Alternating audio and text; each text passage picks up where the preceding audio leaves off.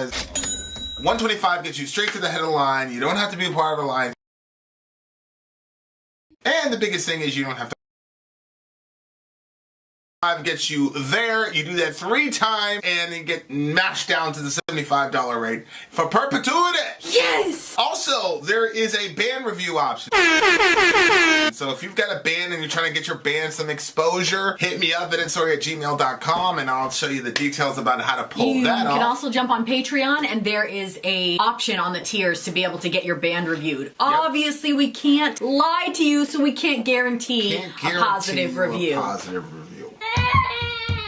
Get what you get. It's just rubbish. Rubbish. Rubbish. That's British for garbage. My favorite is the community option. $1 at the gate gets you in at Patreon. You get to join an alliance. The alliance joins their points together, and that helps determine what songs that we do. The alliances hang out on Discord. Message me on Patreon to get the link. And they do all kinds of other cool things. They do Minecraft. Dungeons and Dragons. Yeah. It's really a community within the community. Anybody can go in the village, facebook.com/VinDirStory. There's 160,000+ people on the channel. What's cool about the Discord is that it offers a real opportunity for community connection, friendship, that type of thing. And it's on Discord, so if you're not a Facebook person, it's for you. You start off at $1. Right. Plus you get exclusives. Story and I are working on a song. So the first 15 seconds of that was on Patreon. Also, at $15 tier and above, when we actually debut the video, they're going to be there live with us. There you are, dear listener. Buy our merch. Buy our merch indeed. A child shall lead them. To buy our merch. Ladies and gentlemen, we are about to start this stream. We have True Cult and Extreme Underground. They have band together for the Alliance mashup tonight. And we have a bunch of... Are we good? Okay. We have supposedly a bunch of good songs on the list. How can I say I haven't reacted to them yet? And neither have you. No, I have not. All right, so Sigh is the first song on our list called The Zombie Terror. This is the winner. Didn't we do a song from Sigh before? Yeah, I believe we did. Before. Okay. So the True Cult's leader's name is Neil. And Neil said, this is the winner of the Cat and Cabbage's Member Week poll. CNC created a playlist of songs for the Alliance to collectively select a winner. Sigh are an avant-garde black metal band from Japan. Yeah, I'm pretty sure you probably want to put your computer down. And I forgot to change that. I'm going to have to change it. Okay, so who is this? Which True Alliance? Cult and Extreme Underground. Oh shit, True Cult, okay. Yep. The first 3 songs are from True Cult. Okay, so we have Sigh. The Zombie Terror is the first song, and we are ready. And who else? True Cult and... Extreme Underground. The XU.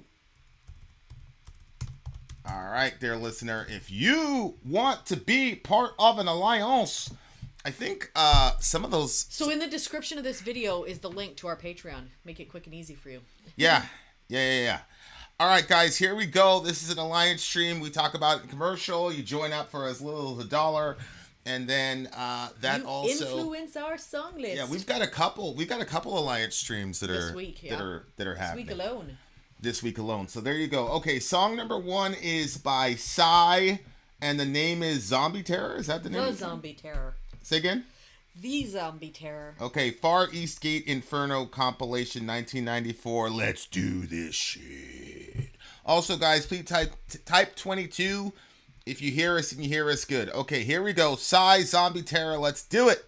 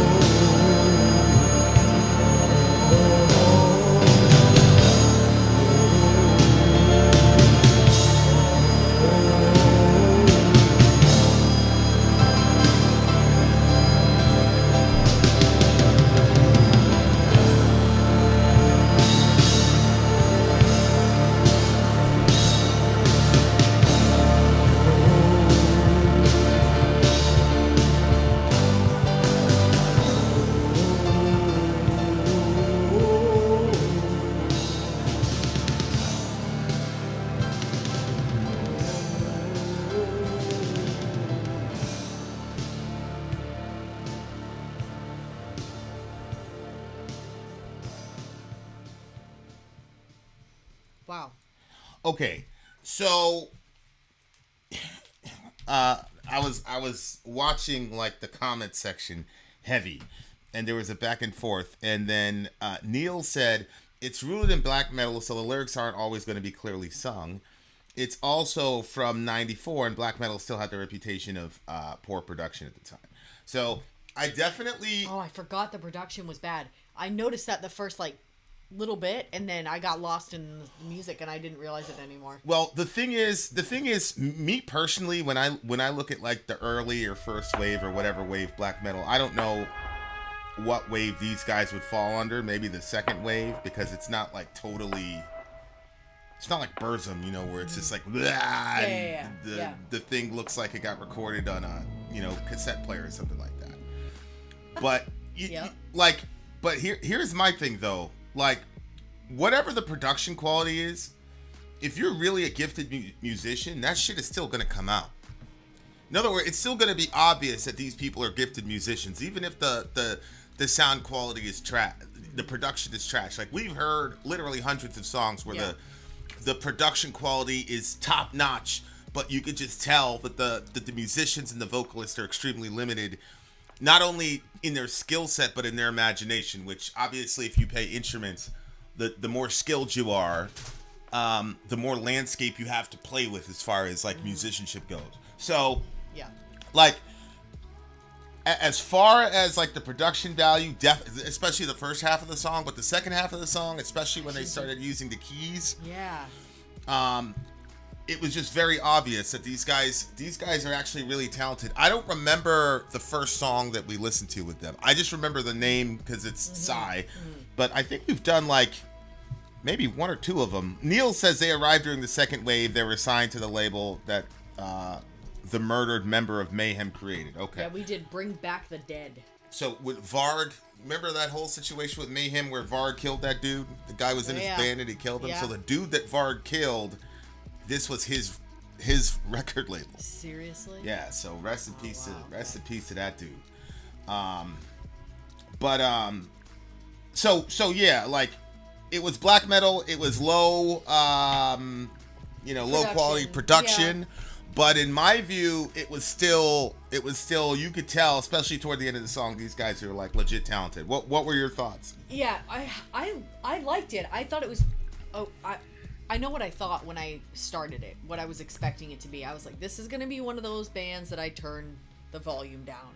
But then the production, I was like, oh, the production's not good. Yeah. And as the song carried on, it's like, I said before, I totally didn't even realize anymore that the production was any good. Wasn't any good. What is wrong with me? I've been like running nonstop, and now it's like time to sit down. It's like, what? Anyway, but the song itself, it felt like it had so many different transitions, like so many different turns that it was taking, and I was surprised at how many, and there was like one of them that was like kind of really bogged down. Both of us looked at each other at that point, and you said that you were surprised by that part. So was I. It kind of reminded me of, like, I don't know if you've ever seen it, but there's this, it's a statue of a Native American riding a horse, but it's at the end of the I think it's called the end of the trail or something. The Trail like of that. Tears. It probably was, but I think it's called the end of the trail, and he's like very tired on his horse and like just kind of like barely holding on, and it kind of had that like we're trudging through sound to it when that part of the song was going on, which I thought had a like you felt it. And then okay, so in Maine, basically everything they do is bootleg. They underdo everything possible, and so nothing is as exciting as even you think it should be. Even like it's just very terrible. Anyway, so we went to a corn maze one time years ago. I did, and I thought this is gonna be so crazy. It's gonna be claustrophobic. You're gonna feel like you're trapped in there, and it was like seriously so bootleg that it was so simple. There was not very many turns, and it was very easy to win your way out of it because you knew what you were doing.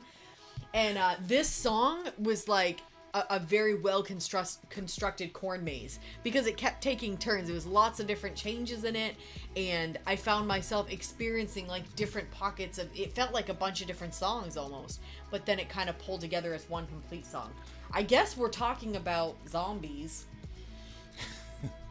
which I mean, I didn't dig down into the lyrics, but the topic itself, I felt like sonically it was a pretty deep song. And so I felt like we're talking about zombies. This is a Japanese band, right? Yeah. You know, when we were in Caribbean type, lore, you have this thing called a duppy, Duppy. Mm-hmm. And I remember, especially in Jamaica, it's big, especially in Haiti.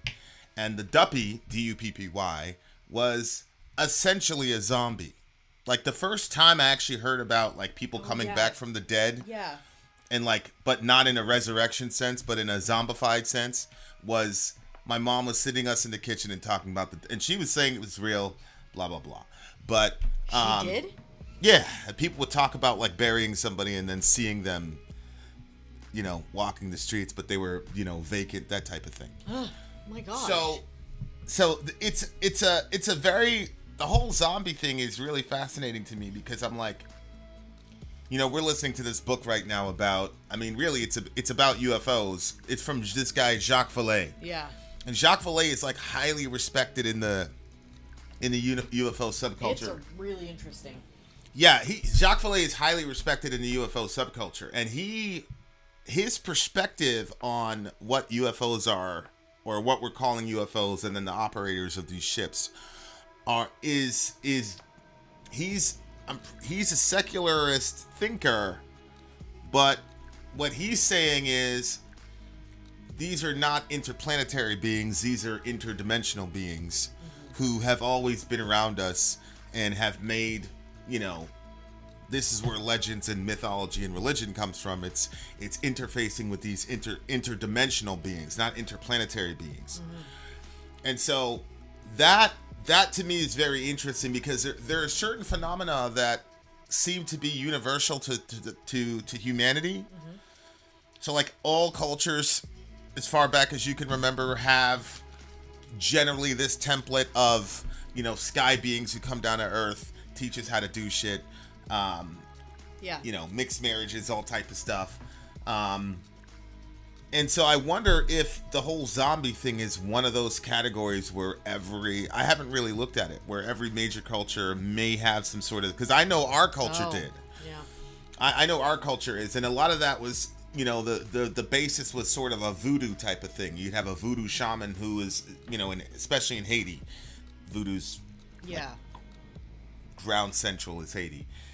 Like that, my mother was explaining to me was that the shaman or the voodoo shaman, whatever they called them, used to be able to do whatever hocus pocus, and then the duppy would rise from the dead, but it would basically be the slave of the shaman, and then you would see him walking around the city, all types of shit. That's really creepy.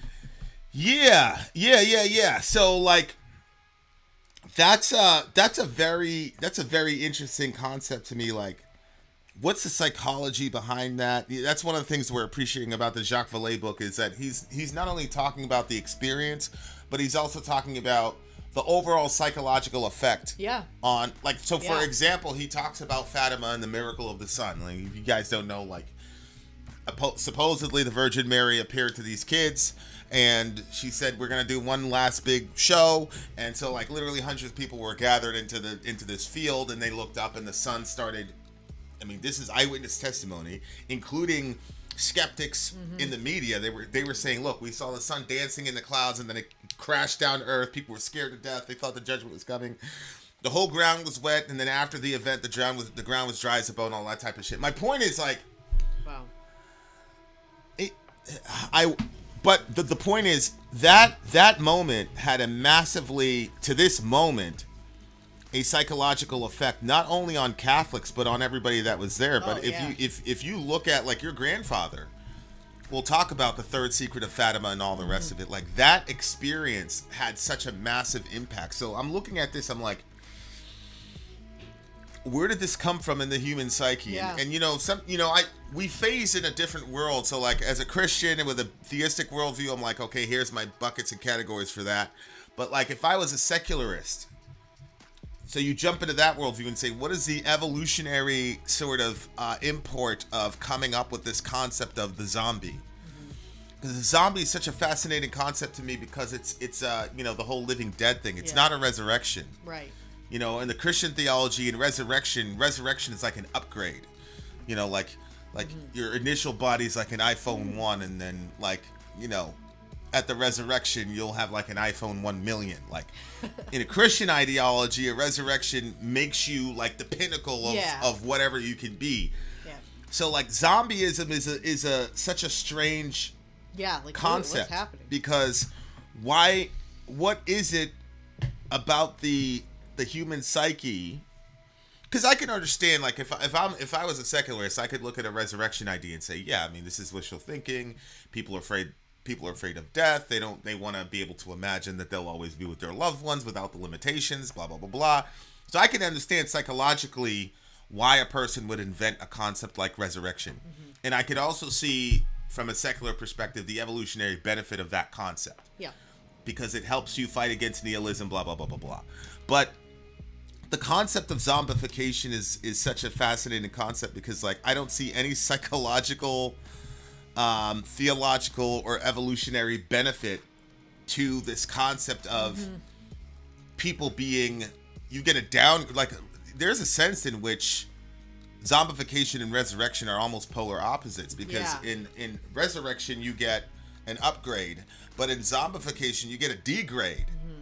You essentially get reduced to animalistic desires to a degree. So I'm like, yo, what is the psychology behind that? Yeah. Well, that book that you're listening to, where we're listening to, he was saying something. I only heard a piece of it because I was doing other things at the same time, but he was talking about like bodies, and like he was talking about like, I don't know, you'd have to listen to it. It sounded like he was talking about like these, he didn't call them demons or aliens or something, but he was talking about these beings taking over other beings' bodies.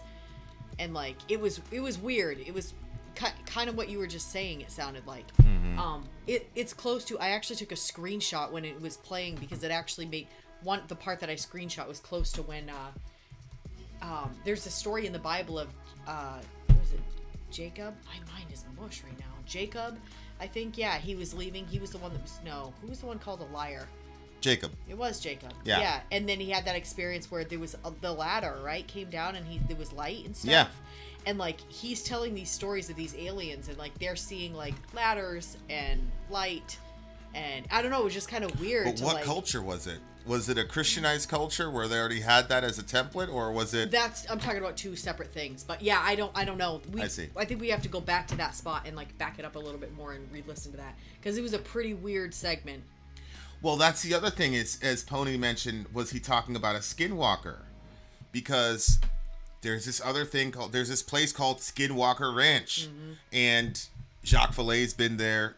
There's been a lot of like, if you get weird shit happens over there. If you get plugged into this whole subculture with UFOs and the big names and all that, like it is so fascinating, and it's kind of exploded because of the government finally in 2019 admitting off-world vehicles, yada yada yada. Although I think that there's an ulterior motive for that. I mean, we just talked about that when they revealed the B-21, which the B-21 stealth bomber from this vantage point looks like a UFO. Yeah. I mean, if you saw it in the sky, you would absolutely say, it's got the saucer thing at the top and all the rest of it, and so my point is like now it's kind of getting like mainstream sort of support. So you got the Jacques Vallée's. I mean, Jacques Vallée to me is like across the board. Like I've seen all these people, Lex Friedman. Like Lex Friedman is probably a genius if they measured his IQ. And the folks that, Avi Loeb, all these guys that are like scientifically trained, brilliant people, and they all defer to Jacques Vallée. It's fascinating because he's been doing this stuff since the 60s or whatever. But yeah, wow, Skinwalker's another thing where you have these. I mean, that's on my bucket list to go to Skinwalker Ranch, like for a good week, like me. You would? Oh yeah, I would definitely do that. Skinwalker has nothing to do so close to you. from that rich white man's ranch in Utah. Yeah, so like it's a very interesting. Follow them home. You know, the ancient incantation to raise the dead, the gate of Yumi has opened, revenants walking the earth, stalking mortal victims to sate their undying thirst. That's the other thing, like, do not go, Vin. She says, don't go. Oh, you know what? That it was around the area where they were talking about that these beings or whatever it is that they are, like they will not respond to, you know, relics or prayers or things that normally other ones will respond to. It was weird. It was very weird. Yeah. Yeah, and that's why Jacques says that, you know, his position is that these are interdimensional beings. Yeah. They can kind of phase in and out. And part of me feels like, you know, like people talk, oh, I saw a UFO and it had lights, and I'm like, wait a second, like if you were able to travel beyond the speed of light, would you need lights to guide your ship? Like, that's just so weird to me. Like, you have all this technology, but at the end of the day, why you do you still need the lights? Well, like that. That's because, and Jacques' theory is that they're trying to get our they want us attention, to and see. we associate flying craft with lights and things like that. So they, you know, but it has nothing. They're not bound in any way, shape, or form to the laws of physics that we are in this dimension. But they're trying to get our attention. Yeah, it could be. So they do that. Otherwise, it doesn't make any sense. Yeah, but so there's just a lot of weird shit in the world that we don't know about.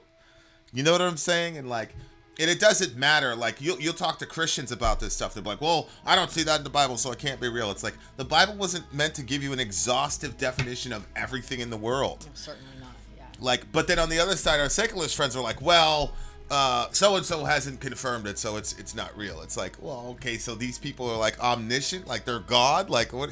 Like, the world is so crazy. So then I look at zombies, I'm like, I don't know, man. I don't know. I it's a big question mark for me. Like, I don't know, like what that is. Yeah, and then, you know, you think about the whole Skinwalker thing. Skinwalker, I don't know much about, but I'm assuming it's a sort of a indigenous American version of what a zombie is, and that's been from thousands of years ago. Then you got the Duppy in the Jamaica West Indies, and then in the Western world you have this thing called zombies. I don't know what's going on in Japan, you know, Asia. Like, so I just like. Oh, I see what you're. Yeah, you see what I'm saying? So like, interesting. Anytime there's like there's a universal flood narrative in all cultures. Like, anytime I see something universal like that, it makes me less likely to just dismiss it. You know what I'm saying? Like, so I don't know. But yeah, so sonically, okay, so skinwalkers take over bodies of animals, and at times they take over humans. Skinwalkers are like werewolves, but worse in Native American culture. Yeah, so and then of course, you know, in a modern, shout out to BM Fan, by the way, congratulations to him and his lady. They just partnered together and brought one of the most beautiful human beings into the planet. So congratulations to them. Absolutely, congratulations, you guys. Yeah, so I don't know, man. Like, in the last, I mean, some of this has to do with just being on the channel, but the last couple of years, like, my mind has been open to, you know, a lot of people say that they're open-minded, but in reality, they're not really open-minded. Yeah. Yep. You know what I'm saying? Like, is everything really on the table or used not? To tell us not to be open-minded. They said that was dangerous. Well, yeah, I mean, I think that, you know, you got to have boundaries to a degree, but you can't be so closed that you can't see beyond what you've always known. You have to have some openness to also even just to see how things fit together, like you said, like the flood narratives that are all over the place. Yeah. And it's fascinating because in the modern world, and this might not be so modern, but one of the ways that you know, lore and the modern world gets harmonized is by when you look at zombies, like, it's like, oh, it's a virus, right? So that kind of scientifically gives you an explanation for what's going on with this group of people. It's like, oh, they caught some sort of virus that altered their genetic. So now that we're modernized, we have sort of a modern explanation for it, but the lore is still there. You know, if that makes any sense. So it's just, which it's just a very, very fascinating thing. And I love, like, the last couple years, especially on the scientific side, like, that's the thing that's crazy to me. Like, I would start a whole other channel. Like, the scientific shit that I've been looking at from, like, these Harvard and Yale educated individuals, like, it's like, damn, like, you thought you had a good grip on what reality was, and then it's like, hearing all this other stuff, once the scientists get into it and the mathematicians get into it, it's like, I think to myself, the people that I grew up with, the religious people that I grew up with, weren't even sophisticated enough to come up with the craziness that I'm hearing right now. 100%. Like, they weren't even able, like, if you listen to Avi Loeb and he's talking about a Muamua, you know, there was this big sort of mass that was floating around our atmosphere, and people thought, you know, the general consensus was, oh, it's just a big giant space rock, and it, you know, but this guy's saying, actually, no, the thing is behaving like a ship. So this guy is like, the anchors. He's like, he's what? One of the biggest. He's like one of the most brilliant. Avi Loeb, like one of the, you know, Christopher Mellon. This guy was with the DOD. I mean, shit is insane. So now, like, literally anything is open for me, man. Like, anything. Like, if there is such, and what I love about it, and I'm talking to a pretty famous internet atheist. We're gonna jump on and do a couple shows relative to Bernardo Kastrup and Donald Hoffman's theories relative to for that. It's gonna be great. Philosophy of mind, you know, analytic idealism and all that. But like, I just listen to these guys. Like, I've just been listening to scientists for the last, you know, 3 or 4, and you know, all of them believe in evolution by natural selection. If you look at Hoffman, like, he keeps going back to that, like, preaching like evolution by natural selection, blah blah blah blah. So it's like, I'm pretty certain that if one of these guys, like, said, I'm going to look at the zombie phenomenon, and if you can establish that the zombie phenomenon is something that has always been with the human family, then I am almost certain there's some sort of what we call scientific explanation for it. Yeah. So yeah, I just, that shit is incredible, really, really incredible.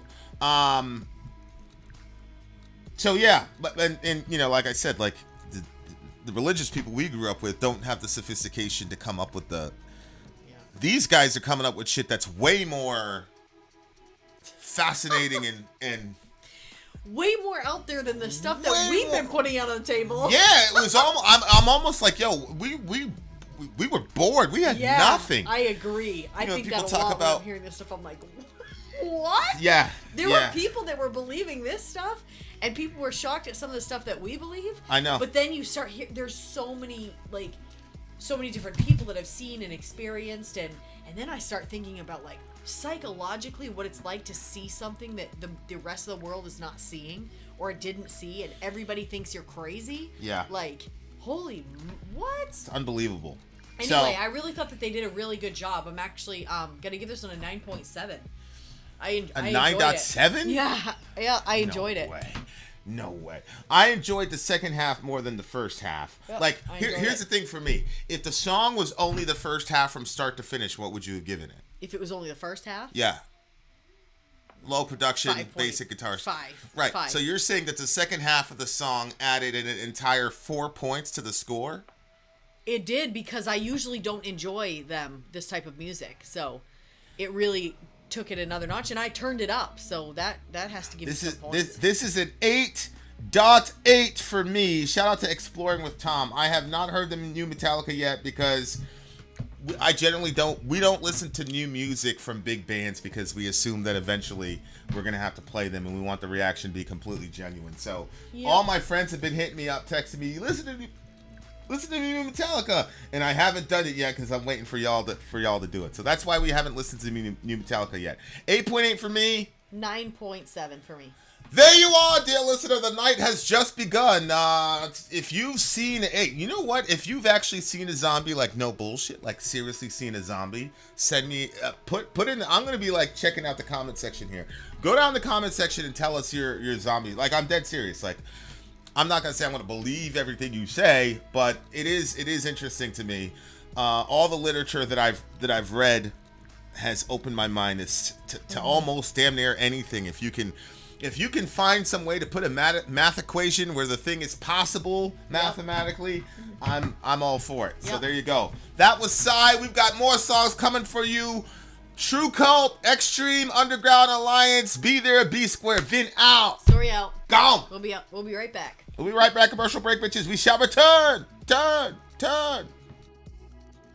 I'm Vin. I'm sorry. If you would like to get your song reviewed, dear listener, there's the Filthy Capitalist option. As Sorry says, $125 gets you straight to the head of the line. You don't have to be a part of the alliance. You don't have to be part of the group. Wait a minute. And the biggest thing is you don't have to wait. You hop, skip, and jump right in front of everybody. $125 gets you there. You do that 3 times, and then get mashed down to the $75 rate for perpetuity. Yes! Also, there is a band review option.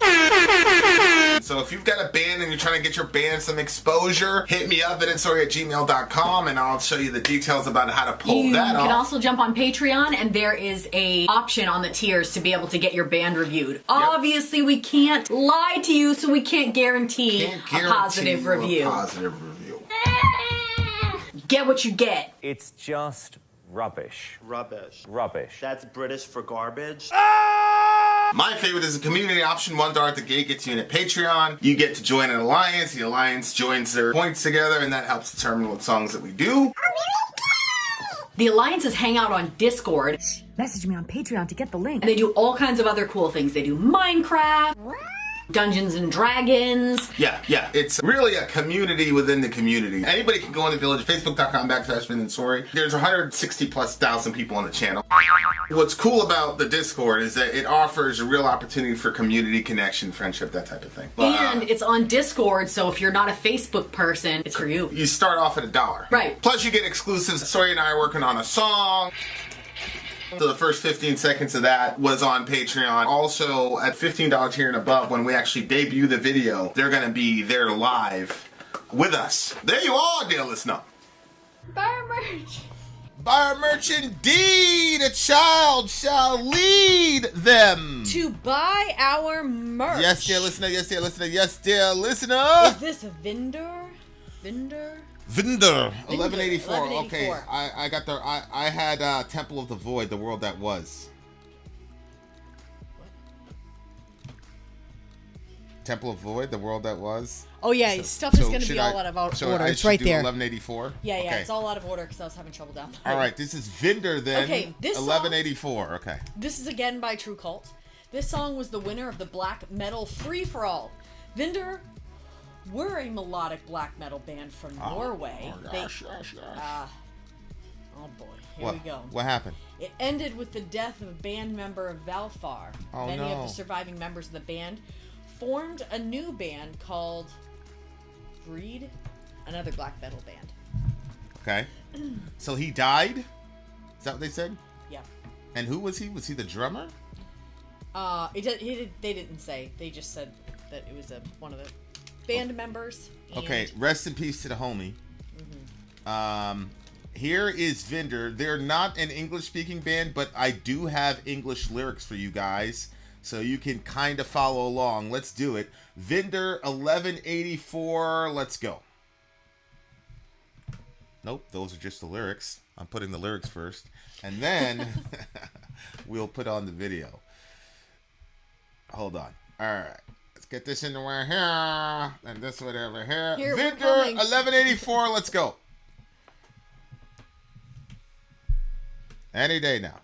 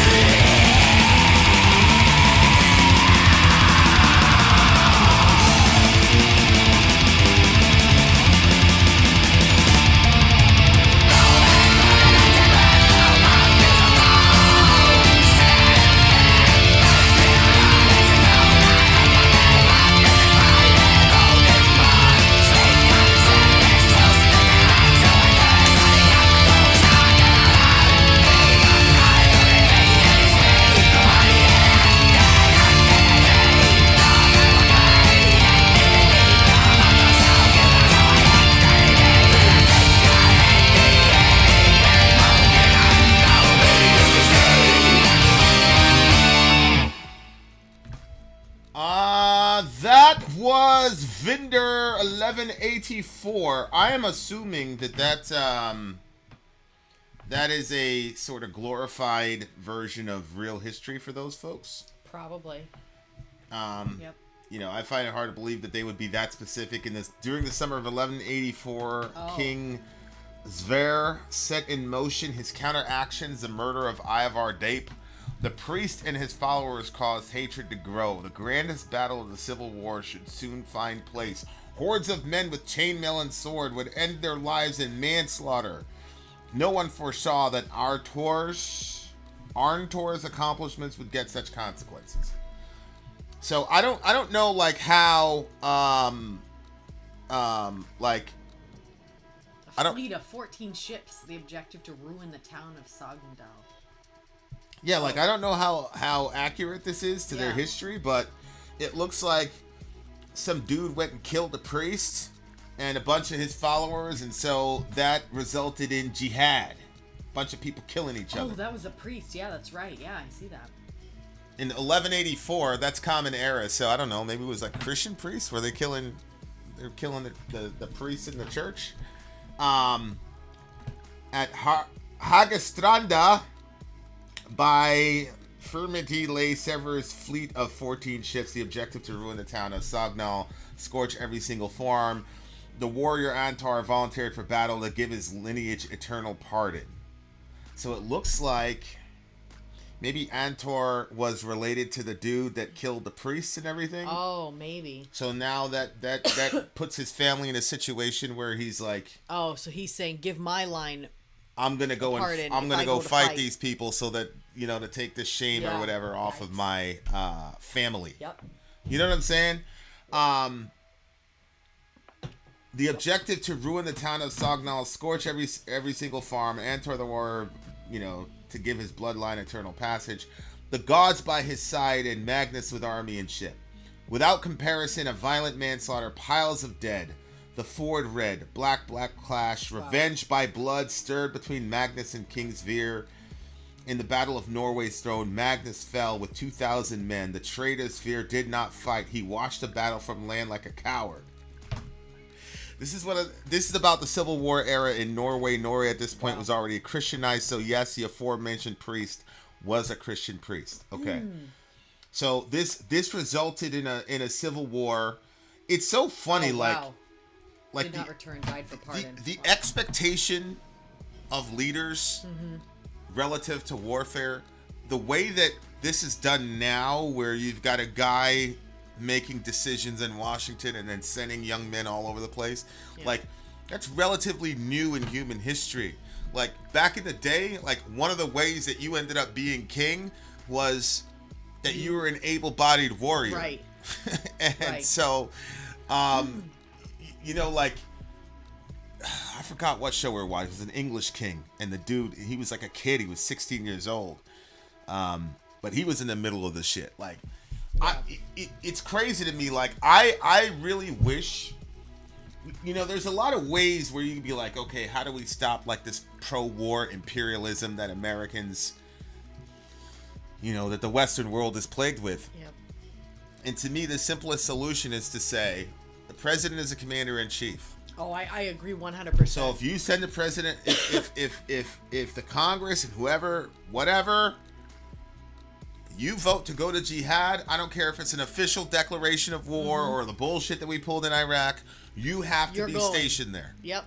For the duration of your presidency, you 100%. Have to be stationed overseas, and then the vice president would actually mean something, right? Mm-hmm.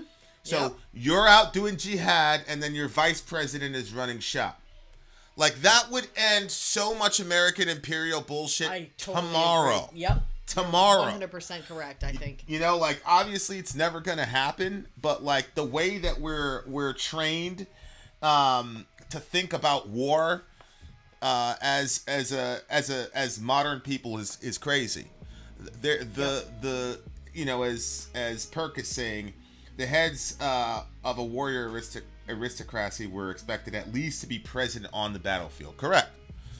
Yeah, Muhammad, he had about 14 of those. They call it Razwat, you know, whatever. So they're in Islam. They're like two designations. One is where he sends you out to where Muhammad would send you out to jihad. Another one was where he would go and you would follow him. So Ghazwat Badr, Ghazwat Uhud, or whatever. And Muhammad fought. I mean, he fought. The most famous one was the Battle of Uhud, and he almost died. I mean, the first half of the battle, they were doing it great, and Muhammad told the archers, "Yo, stay up here at the ridge. No matter what you see, just stay up on the ridge until I call you." Well, what happened was the Muslims were winning, and then it says when they saw the feet of the women, they decided they were going to go down and take the booty, because basically what was happening was the women would show up as cheerleaders. So the women would show up at the battle, and they would say, "Hey, if you win, you're going to have a good night. If you lose, these guys are going to have a good night, and you're not a man if you let these people do this to us," that type of thing. And so when it says that they saw the backs of the women's feet, what it means is that the women had turned tail and ran. Yeah. And so their slippers were clicking, and you can see. So it's basically, that's in the Arab Peninsula, that was a universal sign that the battle was essentially over. So the archers went down to get their ganima, or the spoils of war, and they had this military genius on the bad guy team named Khalid ibn al-Walid, and he saw that up top, because they couldn't get a flank because the guys up top were holding the flank. So as soon as he saw those guys go down, Khalid made a U-turn and just destroyed, killed a whole bunch of the Muslims. The whole army got disarrayed. They all started running in panic. And Muhammad said, Ana Muhammad ibn Abdullah, whatever. I am Muhammad ibn... He basically said, guys, get back. He rallied the troops. It was good. And then he got chased into a cave. And then he systematically sent out all those people to die for him. And I'm not mad at that. Like, he's the leader of the country. He fought. He sustained pretty serious injuries. And he's the head of state. Like, I have no problem with that. Like... Be there. Don't just. He was there. He shed some blood in there, and he put in work, and he didn't want to die, and he was the leader of the country. I have no problem with the leader being holed up in a cave and everybody surrounding him and dying for the leader. That's fine. If the guy's on the battlefield, you protect the king. That's cool. Like, I'm good with that. Yeah, that makes sense. But what's happening is, America, I'm criticizing America because I'm American. Like, American presidents play chess, but the king is never on the board. See what I'm saying? Like, they play chess with everybody's life, but the king is never on the board. But even in chess, the king is still in battle. Yeah. The king is endangered. He can take lives, and everybody around him sacrifices himself for the king. I'm good with that. I would do that. But if you're gonna be the king, you want to move all these chess pieces in place, but you don't want to fight yourself. I can't respect that, bro. But beyond, like, not being able to respect it, it's dangerous to the rest of the, and to us, because now you got a guy that has all the incentives of the war with no backdrop for the war. Yeah. Right? And so once you remove the negative side of war for a despot, you're in trouble. You're in a lot of trouble. And that's how you get situations like this. You know what I'm saying? So, if those boys and their sons and their daughters had to do jihad, things would be a lot different. Things would be a lot.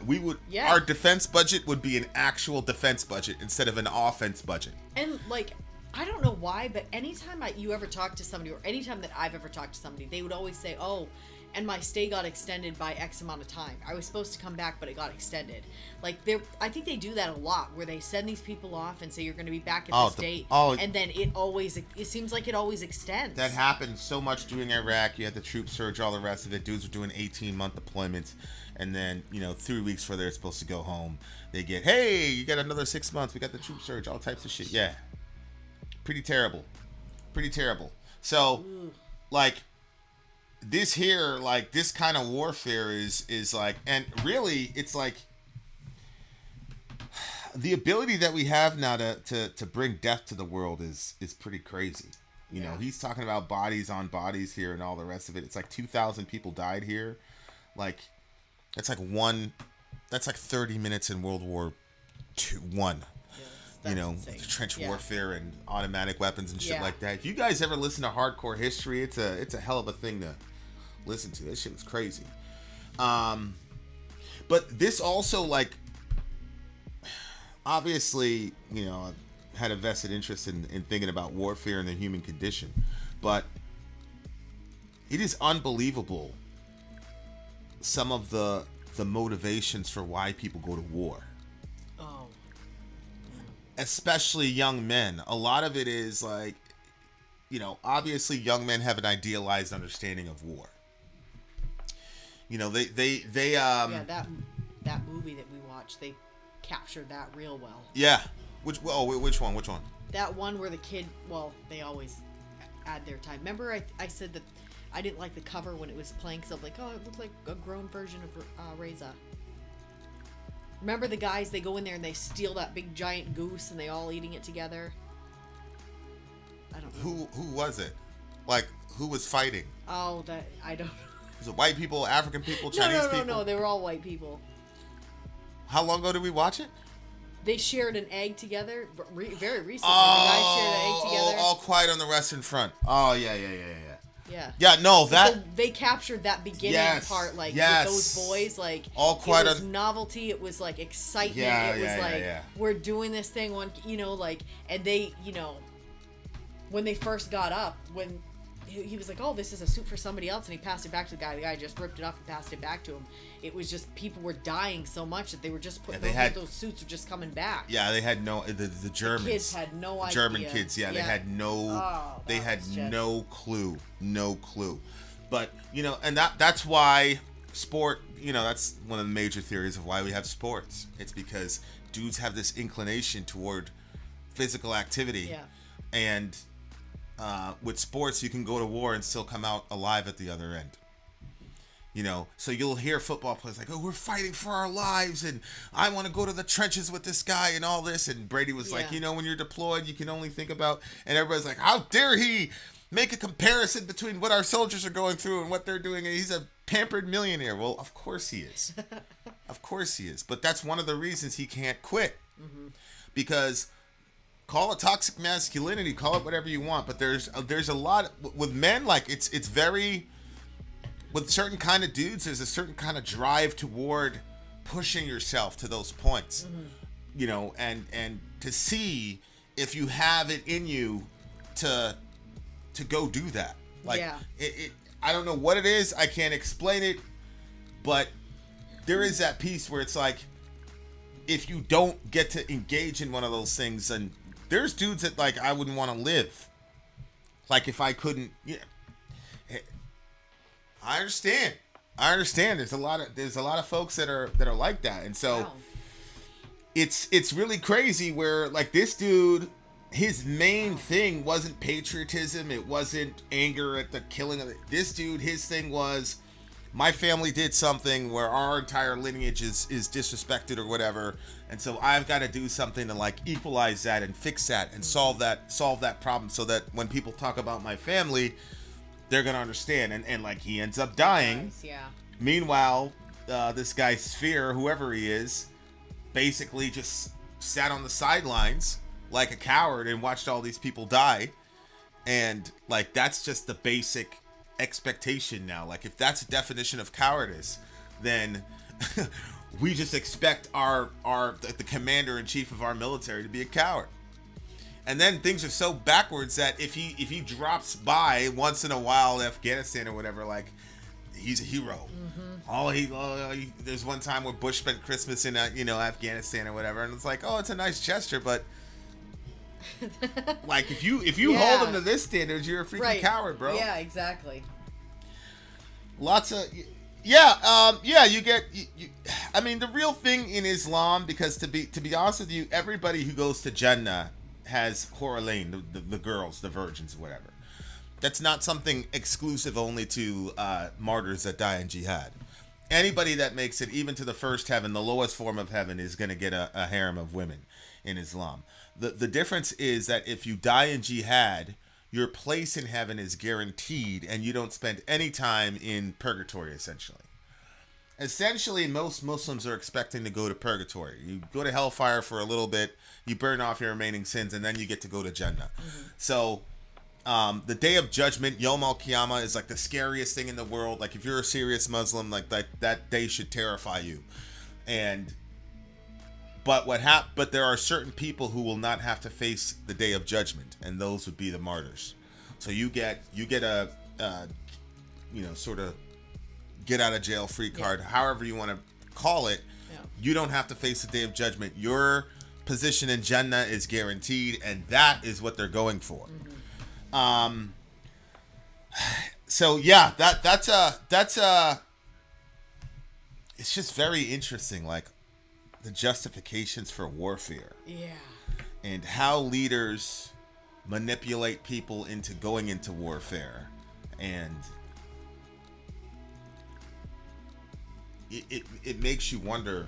I've wondered this a lot. I've sat and thought about it a lot. Like, what is that drive into a person that, because it's just a fascinating thing. I love this song way more than I like the previous song. What? Are you serious? Oh yeah, because the guitar part, especially the lead part of this song, was like, he carried, in my view, he carried it from start to finish. That lead guy, whoever he was. Yep. Hopefully, I don't know. Maybe this was the guy that died. Did they rate this before or after the guy died? This was before, because the band broke up after. Okay, so the guitarist and the vocalist are the same guy, I think. I'm gonna give this one. This one's getting a solid 9. The previous song got an 8.8. This one's getting a solid 9.1, dear listener. Go ahead. 7.9 for me. You like the previous song better than this song? I did, yeah. Because it had that little slowdown keyboard part in the middle? No, not just that. Like, it had a lot of different switches in it, but this review is not about that song. This is about this one. And this one, I didn't enjoy the complex. Like, it didn't feel as complex to me. How dare you? How dare you say it's not as complex? All right. Well, there you are, dear listener. Don't touch that dial. We shall return. Yes, we're What coming does "don't right touch back." that dial" mean? I think because you would switch the dial to the next station. Don't touch that dial. They We'll had be no right remote back. control, so Right. then you. So they don't want you to switch just stay where we're coming right back. So Don't touch that dial, dear listener. Yeah, but we still kind of have that because people see the commercial. They could flick to another YouTube channel. No! Been out! Sorry, out. Go! How dare they? Stay where you are. I'm Vin. I'm sorry. If you would like to get your song reviewed, there's Filthy Cow.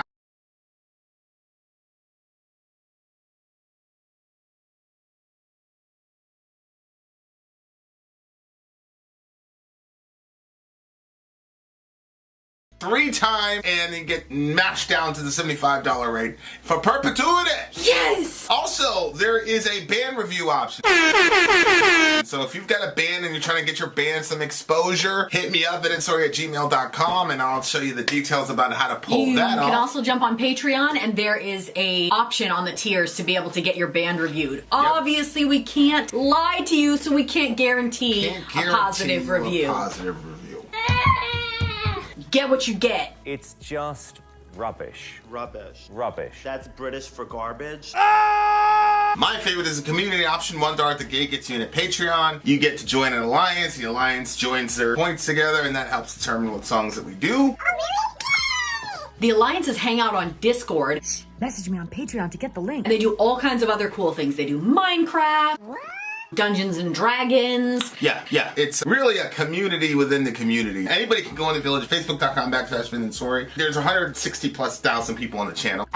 What's cool about the Discord is that it offers a real opportunity for community connection, friendship, that type of thing. And it's on Discord, so if you're not a Facebook person, it's for you. You start off at $1. Right. Plus you get exclusives. Sory and I are working on a song.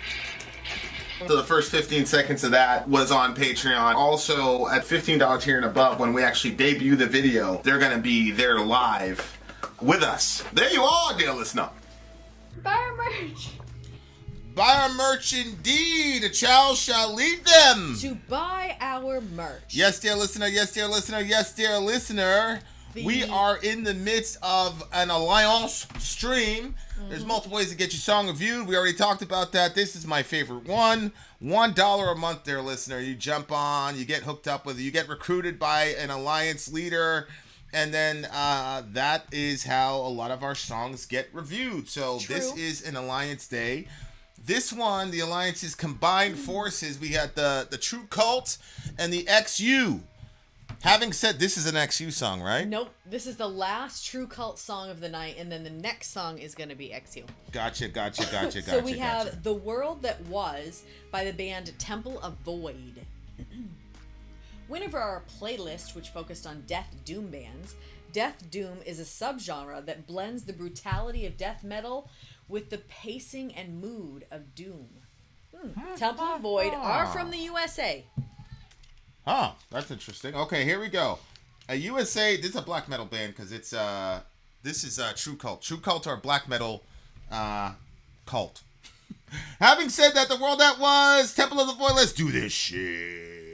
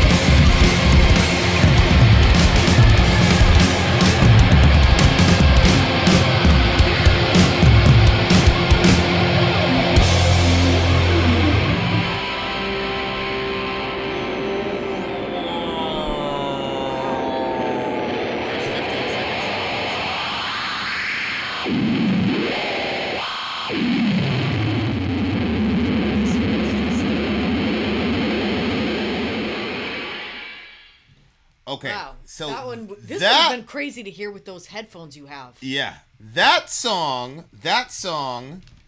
I could say the second half could have a massive impact on the score. Yeah. Yeah. The other song, I don't think so. But this song, I absolutely believe that second half. But the thing about the second half of that song, and one day I want to have the discipline to be able to do this, but it was so slow and doomy and sort of monolithic. It's just a lot of low E stuff. Yeah. And you were just kind of... So then when they put in some lead parts on there, it's almost... It's like, you have regular water. It's like, regular water's good. But after you spend a half an hour in the sauna after doing a 6-minute mile, water tastes really good. Right. So it's like they made the first half of the song. It's like, okay, it's good. It's not trash. It's good, but it's just kind of monolithic, kind of trudging through the. But then when you get that lead part in there, it's that much more beautiful, and it's that much more impactful. Yep. But if you really look at what he's doing, it's not complex at all. Like any guitarist can play that, like from first hearing. It's not complex, but they were very subtle with the lead parts. Like the guy didn't feel like he needed to go crazy. He just needed to get us like an oasis in the desert a little bit from. I just thought that was brilliant. There's a couple bands that do that, but they did this one really, really, really, really good. Like that methodology. I wish one of these days I'll be able to get there. I'm just so impatient as a guitarist. Like I'm like, shit is trash. I'm bored, or you know what I'm saying? Like. One day I'll be able to do that. Maybe like if we actually had a band, like a full band that we could practice with, where the drummer's like, listen, I can make this sound, or the bassist could fill it in, and whatever. But sonically, this is my favorite song of the night so far. Sonically, this was the best song of the night so far. So when the song first started, I was like, the lyric style, I don't know, I'm not really into that. But then as it progressed, I got really like. I felt like that the lyric style also matched the music itself, and then everything kind of just felt like it kept like meshing together more and more until then it became like the second half of the song, and that was just like really smooth, like just a really, really, really cool sounds that I liked. There was something about the way the drum was being played that was very like, I don't know, it was very consistent, obviously, because it wasn't like super crazy, but it just kind of like, I don't know, kept the thing moving forward. I just thought it was, I enjoyed it. I enjoyed the way that the instruments came together and the vibe that it gave. And I didn't actually look at the lyrics. I was just kind of vibing with the song. So I did see the beginning of the lyrics, and then that was it. So yeah, our chair was saying it's extremely difficult to play. Like even like the clean parts are fast. Yeah. Look at the clean parts that I play. Like they're all, everything is like it's weird. It's weird. It's but true. it's to keep stuff slow, you do individual notes. Yeah, but even that, like pace wise, they're not slow. I don't know. Like it just takes a different level of discipline to be able to do that. Because especially like when you're learning scales and things like that, like my goal is to play this scale as cleanly and as quickly as possible. Yeah, I figured that was your goal. So like that's what it looked like. That's like when you start learning like little bits of theories and things like that, and then your teacher gives you drills and things like that. Like that's what everybody's trying to do. You're trying to play every note clean, but you're trying to like get so proficient that you can do it quickly and not even think. So it's really, really hard. I'm pretty sure like all of us learned guitar that way. So it's really hard to go from that, because you don't practice slow.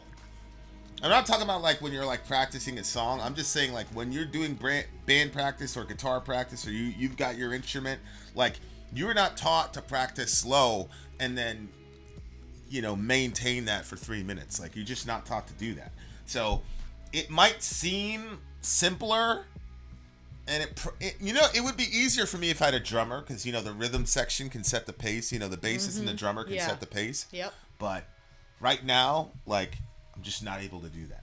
But yeah, I loved that part. Yeah, and the longer the spaces get between the notes, the harder it's. Yeah, exactly. That's exactly right. At least for me, anyway. Obviously, there are other guitarists who've been doing this for years, and they've been able to master that. That's what I love about the instrument. Like, it's so challenging. Like, you get so many emotions out when you play guitar, but at the same time, there is a really deep cognitive factor into what you're doing, and you really have to engage the mind in what you're doing. Otherwise, you're going to sound like absolute garbage. Yep. And so, it's just like football. It's a game of inches. Like, the difference between something sounding really good and something sounding like absolute trash is literally a half step. Yeah. Like, it changes the entire. Yeah. So it's just difficult. It's difficult, but I love it. I love the challenge because it's a combination of the emotional and the logical, like playing instruments. We've been talking about that. Like, I love that part of music. Okay. The sun, it burns my tired eyes and shakes my core as I ascend from a home that exists no more. No pain, no fear, no war, no life. My sword, battle-torn, lie lifeless as I. Ooh, okay. Yeah, that shit is crazy. Have the gods had enough? Was all this for naught? Oh, there's that Bible verse that's like that. Which one? Well, in other words, remember the one where he was like, basically tells God, like, can you just look away from me to give me a little friggin' peace? Yeah. And like this guy saying, have the gods had enough, like, of going after him? Was all this for naught? Now gone are the moons of yesterday and the hopes of tomorrow's suns. Oh my word. Well, that's a good line. Will this nightmare finally end? Or has it just begun? What does the future hold? Or will the future die with us as one? Bodies pull toward the vortex as the light swallows us whole. What is it? What's happening over there? What do you mean? Our bodies pull toward the void as a light swell. You know how people go into the light when they die? Yeah. So, yep. It's just talking about to me, it's just describing death and centuries of endless war destroyed in an incinerating flash. For in the end, the void takes it all away, leaving behind but a memory of the world that was. Kind of a nihilistic way to end the song. Yeah. I wish I could find the clip. There was this clip it was a philosophy clip, and the guy had this theory that everything that we do in life is all pretense, and all of us are going along with a big lie that we know is a lie. And it's overly simplistic the way I'm saying it. I'm like kicking myself because I should have saved that video, because what he was saying was so fascinating. He was talking about marriages, kids, all that shit, and he was saying all of it's a facade, and we all know it's a facade, but we're all playing around. Even things like prison, like cooperating with the law, all those things are pretense. And but he essentially was saying we found ourselves on this I think he's coming from like an atheistic standpoint, but he basically said we found ourselves on this planet. Consciousness is basically an accident of nature. And so, because we're the only conscious animals that we know of, we construct things like, we create all these fictions to give ourselves meaning because we're accidentally conscious. And so the other animals are just, going through life, basically doing the animal thing. They're not happy, they're not sad, they're just doing the animal thing. But because we are somehow some accident of look at that. Of nature... They're more complex than the animals. We've constructed this fiction, and we've constructed these categories like parents and police and morality and this and that and happiness and suffering and we all know the whole thing is just a pretense, but we're all going along with it. But deep down inside, we all know the whole thing is a pretense, and we're just stuck out in the wilderness of the universe, and we're too afraid to admit it. So we come up with all these things to give ourselves a semblance of order. Yada yada yada yada yada. Oh my gosh! Okay. I'm kicking myself because I'm like, damn. I would love to like interface with that philosophy and like see how he gets there, but I mean to a degree that's just plain old nihilism, I guess, to a degree. But even if I don't agree with somebody's worldview, sometimes I like to sit in it for hours and be like, okay, if I was that person, how would I look at life? How would things be? You know what I'm saying? And like I could see where he was coming from But it's fascinating to me, the idea that the whole thing is a pretense, and all of us know it's a pretense, but we're all just going along with it. I think that's really an interesting way to look at things. Yeah. Weird. But what was it? I forgot the name of that guy. It's the first dude that talked about the plane, the pale blue dot, because he was looking at the Earth from. I don't know. I only know Louis Giglio said it because he was the pastor. I know that's not who it is. That's all I remember. Dude, looking, like looking at the Earth. Mm-hmm. You know what I'm saying? And looking down at this like pale blue dot, and he said all of our thoughts and our personal squabbles, and then he also taught all of our wars, all that took place in this pale blue dot. And you just look down, and it's like this like vague. You can kind of see this little blue smudge on your, on your laptop. Yeah, have you ever seen that picture? It's a pretty crazy picture. Look up the pale blue dot. Yeah, and it just like puts things into perspective. Carl Sagan, yeah. Carl Sagan, yeah, it just like really puts things into. I was trying to find it for you, and I'm so terrible at finding stuff, but it's true. Obviously, somebody from the channel is gonna be able to answer that very quickly. Yeah, and he says, have the gods had enough? Was this all for naught? Now gone are the moons of yesterday and the hopes of tomorrow's suns. It's like the human penchant towards violence and towards war, is, and this shit seems so important to us when it's happening. Like I remember, like the shit that we got into in high school was so important to me. Like, this guy said this, blah, blah, blah, blah, blah. And it's like, oh, okay, we like, yep. And it was like, yep. I don't even remember like half that shit. Mm-hmm. It's crazy to me. Like, I was just thinking about this, like 4:00 in the morning one time. Like, yo, there's been people that I've hurt, and we've done it so much that I forgot about it. And vice versa. Like, there's people that have like hurt me and left scars on my body permanently, and I'm almost certain they don't even remember it. Mm-hmm. And that, I don't think that's a bad thing. I mean, it can be a bad thing. It's just like, it's just so crazy to me that like you could do something like that to somebody, like alter their actual body permanently, and you can forget about it and go on with your life if you've done it X amount of times. Like, and so and I think about that myself too. Like, the chances are extremely high that I have hurt people and didn't even know it. Like, significantly harmed people and didn't even know that I specifically was the one that did that. Mm-hmm. So it's just like, yo, what, it really makes you question. But at the time, like, it was the only thing in the world to me. It was the only thing that was important to me. Mm-hmm. And I'm sure with other people, like, that was the only thing that was important to them. Yep. And it's like, damn. Like, yep. I'm still trying to wrap my mind around what does that mean, like, for humanity, and how significant are we if you could do that to somebody and then just go on with your life. But then I thought to myself, well, what's the guy supposed to do? Oh, I hurt Vin. I did this to him. Blah blah blah. He's got this. How significant are we, or how? Well, yeah. I mean, there's a lot of it. Like, because I think to myself, like, oh, this guy, hit me in the back with blah blah blah, and I've got this. See, I think, how far have we fallen from the significance we used to know that we were? So, like, at the beginning of time, like, how far have we gone where somebody could just, like you said, injure somebody like that and not even realize it, not even be something that even affects them, like, right. But if we saw the actual value of a human being and that action taking place on them, then the reaction or the thought of it would probably be more, you know what I'm saying?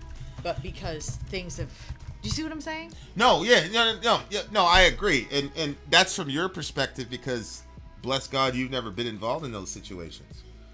But for me,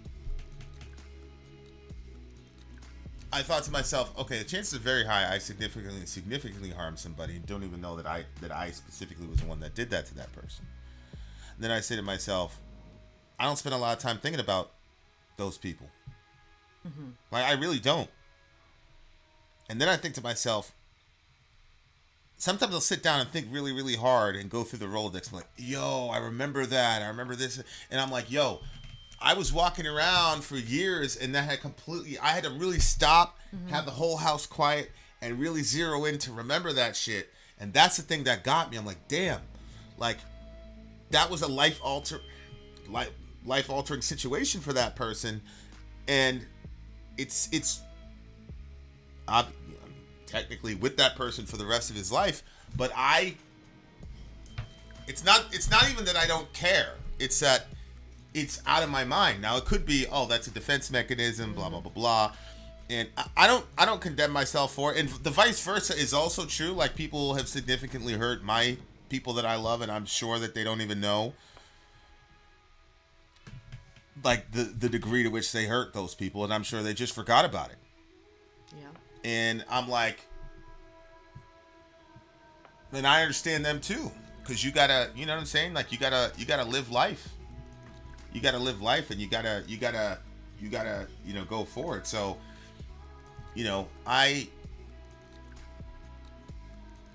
it's so weird. Like, I have no issue with those people, even though it's weird. But I'm like, yo. So it's looking at this, and like, you ask these questions, like, what is, like, when I think about that, and then I listen to that guy's philosophy, I'm like, I could see where he could come to that conclusion.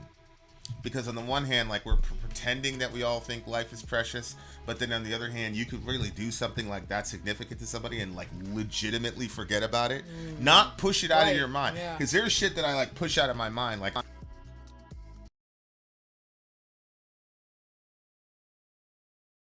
blah. But yeah, man, it makes you really question, like, how important. And we had this conversation, even from a theistic perspective, we had this conversation about death yesterday. If the Castor Hoffman stuff is true, then how significant really is killing somebody? You know what I'm saying? Like, I'm not gonna. Sounds so crazy. Yeah, like, I'm not gonna open up that ball of wax because it's probably whatever. But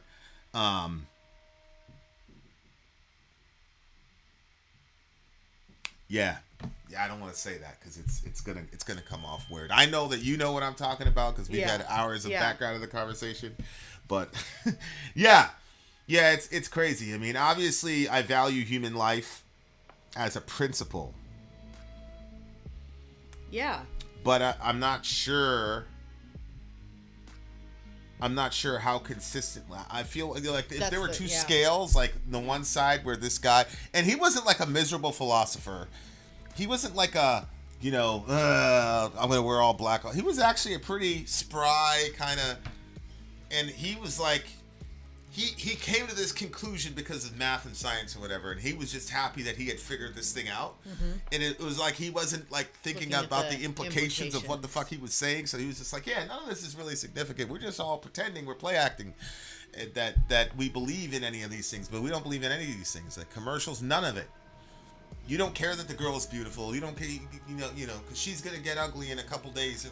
It was just so fascinating, like, to see this dude and his affect. I'm like, yo, this dude probably, I'm assuming he's probably never seen like the ugly side of what he's talking about, like the implications of what he's talking about. But if I had a scale where this guy's on this side, and then like on this side, it's like complete and total dedication to the value of human beings and human life. Like I by myself, without a super principle imposed on my mindset, I'm not sure. You know what I'm saying? Yeah. And then you have to question yourself, like, how could you do that and forget? What does that mean? What does that mean about you? Which, of course, like I said, we already have a framework for that with original sin and things like that, so you can reconcile your own evil to. But besides, like, what does it mean for you as a moral person? If you take that question off the table, and say, what does it mean that you could do something that significant, not only to that person but that person's family, and you legitimately forget about it? I was in Walmart and I was thinking about, you had talked about the Yemenis crisis, and like, kids are starving. I can't even, sometimes we're just gonna go around the corner and I want to bring snacks for the kids. You know what I mean? I can't even imagine what it's like to be in that situation where your kid is starving to death. And we had talked about it in the stream, and I was very aware that it was happening. And then, obviously I went on with my day, and then I was in Walmart and I was getting some of the groceries, and I was like, oh my gosh, like there are people over there that they have no grocery store to go get food for their kids. And then I thought to myself, holy shit, I forgot completely about those children for over 24 hours. Yeah. They just continued to suffer and die, and I went on with my day. And I usually, I'm like a big, okay, what is this, how is this morally, and how does that reflect on me as a person, blah, blah, blah. But it was just, I like had separated like the guilty aspect of it, like, wow, I'm a horrible person for forgetting this, and just asking myself, like, what does that mean about me, that I can just kind of go on. Like, I even told myself when the stream was done, I was going to go do some research on it. And I completely forgot. So it was one of those things where it was like, what does this mean? Like, yeah. And like, I think a lot of those questions we don't get there because we stop at the moral aspect of what does this mean. Yeah. And because we stop at the moral aspect, we automatically want to defend ourselves. So then, or you just want to say, yeah, I was wrong. Yeah. And then move on. The thinking stops at morality, and then it veers off to justification. So I got to justify this moral implication. But if you took the morality out of it and say, okay, that's one category, but what does this mean for me as a whole? Like, what does it mean as an American to read, oh, Barack Obama bombed all these people, Bush bombed all these people. We literally almost took out an entire family that were American. Anwar al-Awlaki's family. They were him, Abdul Rahman, his daughter. They were all, well, his daughter, I think, was born in Yemen. But, like, we hear all these things, and it's in one ear and out the other. But to me, it's still different from, like, being involved in the actual act and it leaving you. That to me is still a different thing. But anyway, very thought-provoking song. I really, this is the song of the night for me so far. 9.8. Ha! That's exactly what I was picking. Really? Yeah. That's interesting. Austin says, I like it when we get the same number. Austin says, I don't give to charity. I give money to people underneath the underpass or on the side of the road. That's still charity. You're saying you don't give to like official charities, right? Which is probably a good idea. You remember, like, when we first started, there was this big controversy. I'm not gonna get into it. It has nothing to do with the song. Okay. So much information on every topic. No. It was a situation that. Yeah, I know, but like, you remember this? You were gonna say a story. It's just funny, like, how much stuff comes into your head. Yeah, there's this one charity that got blasted because they decided to say something nice about LGBT people, and there was this giant. That's it. Whatever. But it actually turned into something good because that's how we started adopting those kids. Compassion International. That's how we started adopting those kids. Seriously? Yeah. That's what triggered it, because I forgot who it was, but they did something. They said something in support, like God loves LGBT people or something like that. And so there was this mass. Oh my gosh! Yeah, there was a people were dropping their support for these call to get rid of, stop donating to that charity. Blah blah blah blah blah. And so I'm like, you know what? At the time, in my thought process, I was the only LGBT friendly Christian that I knew. So I couldn't talk to anybody about it. And so I just said, well, fuck, we'll just give to, we'll give to offset it. Cause I'm like, we really hate these gay people so much that we're about to punish these kids. Holy fuck. Crazy. That to me, like, was the end of it for me. Yeah. For, that whole discussion. The mindsets on that discussion. Yeah. Mm-hmm. You guys genuinely hate these fucking people. I don't care what you say. I don't care what Bible verse you quote.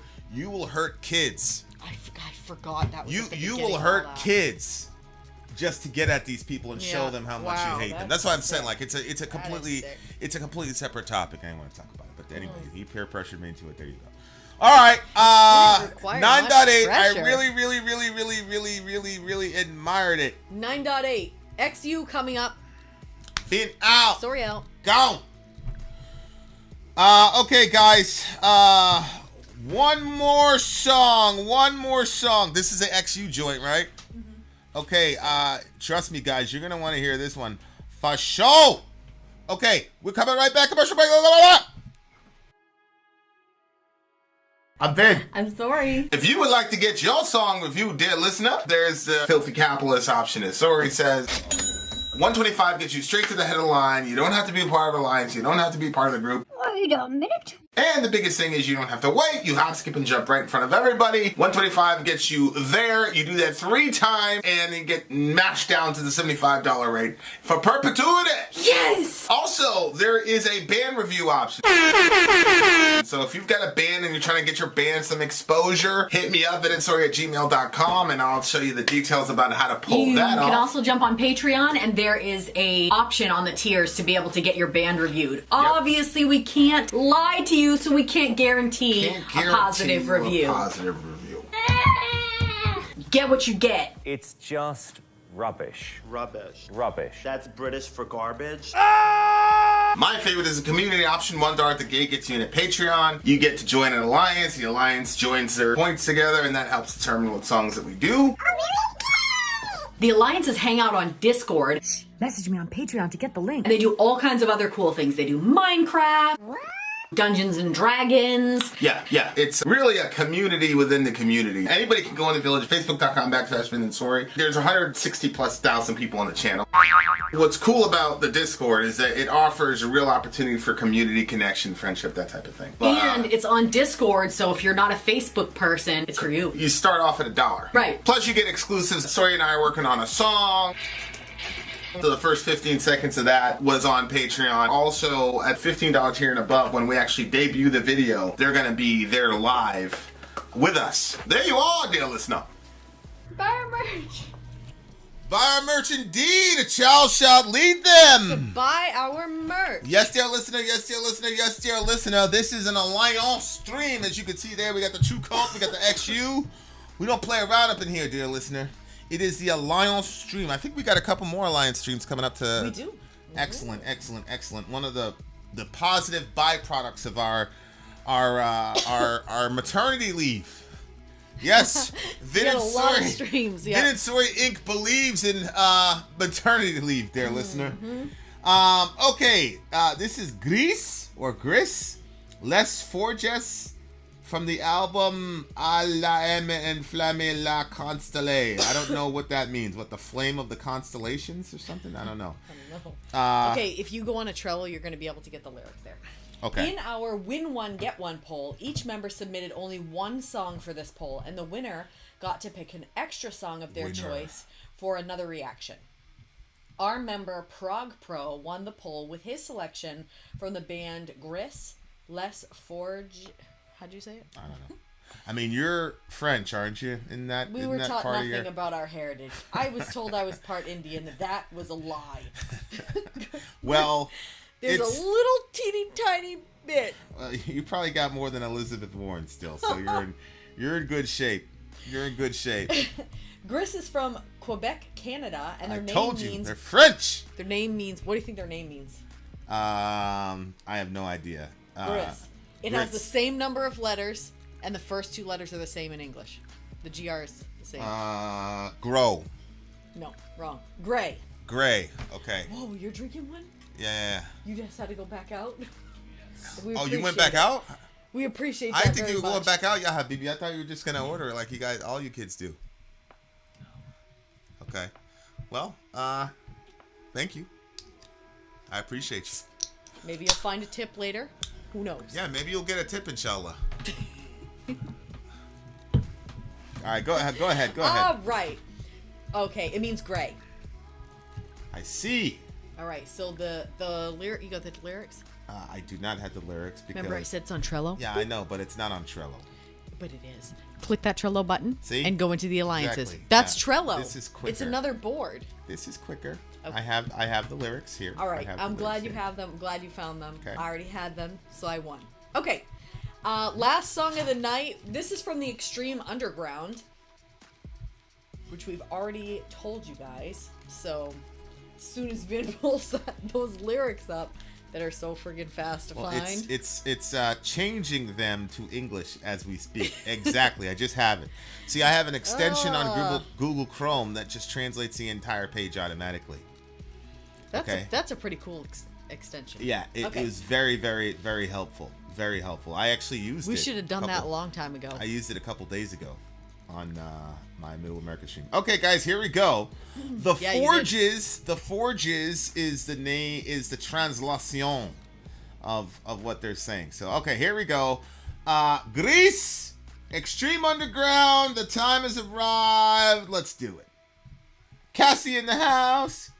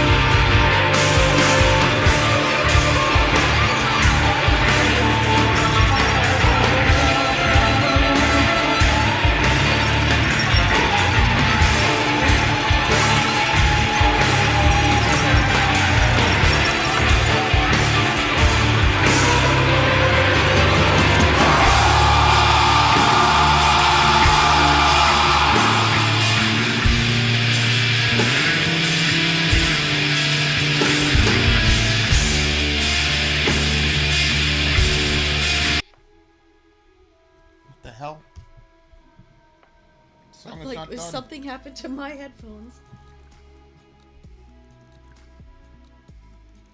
What happened? Hold on, guys. That is not the entirety of the song. Give me a second. Damn it. I was really vibing with that So shit. was I. Yeah. What just happened? Give me a second, guys. It's weird because the clock is still playing. Did we get a bad copy of that song? Oh, I don't know. See, it's still moving?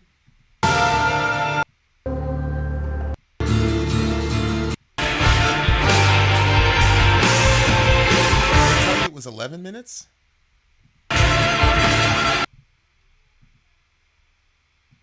See, there's nothing after Oh, there's that. nothing there. Okay. Well, Who gave us this song?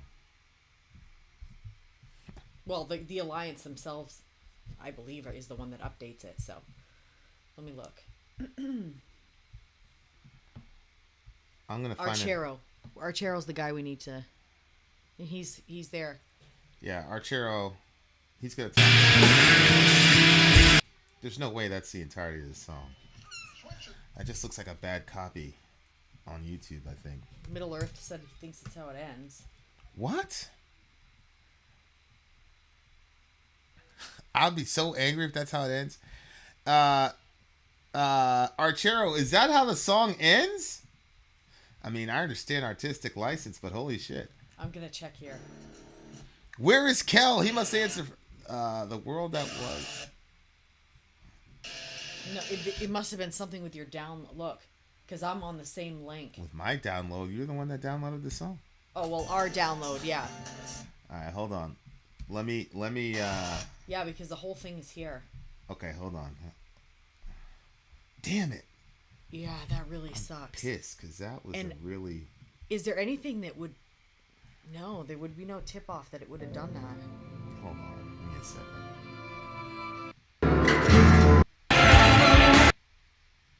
Yeah, it did it again. It's this copy. Shoot.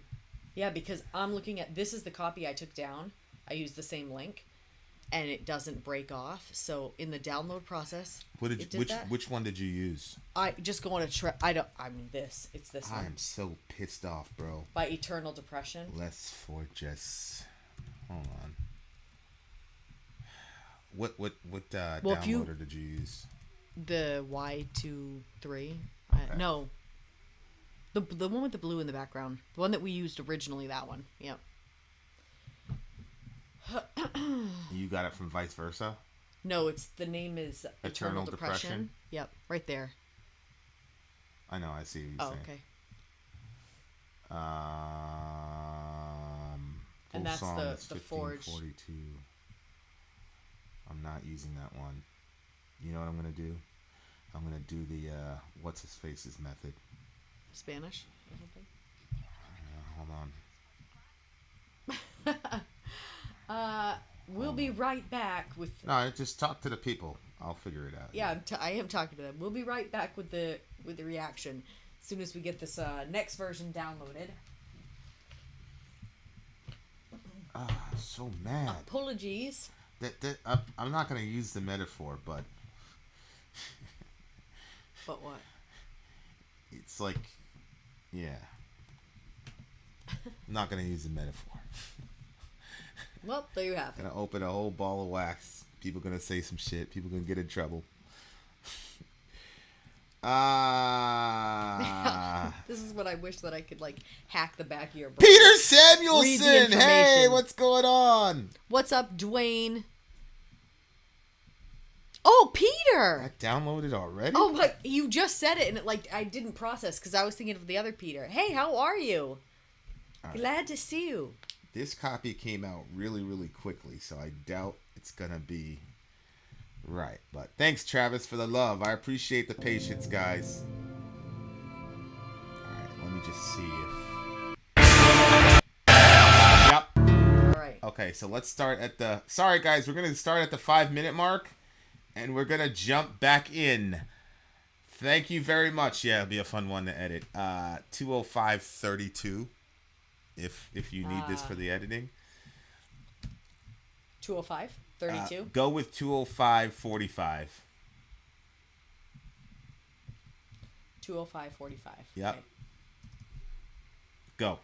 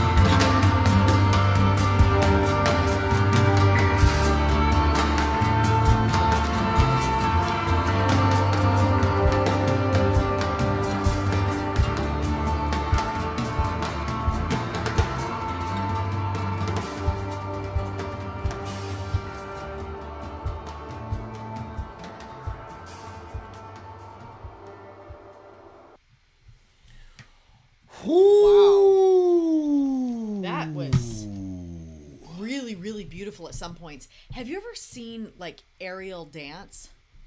No, what's that? It's like aerial as in like in the air. It's like a dance Like a Cirque du Soleil thing when they're like in Yeah. the air and they're suspended by wires and they're dancing around. Well, no, it's usually like a big thick cloth that goes from floor to ceiling. Oh, and yeah, they'll that do thing. different stuff and they'll go toward other. Anyway, I saw sometimes I saw a version of like aerial ballet that was cool, but when I looked it up, it was very boring. It wasn't like what I originally saw. So they must have had some. Anyway, it doesn't matter.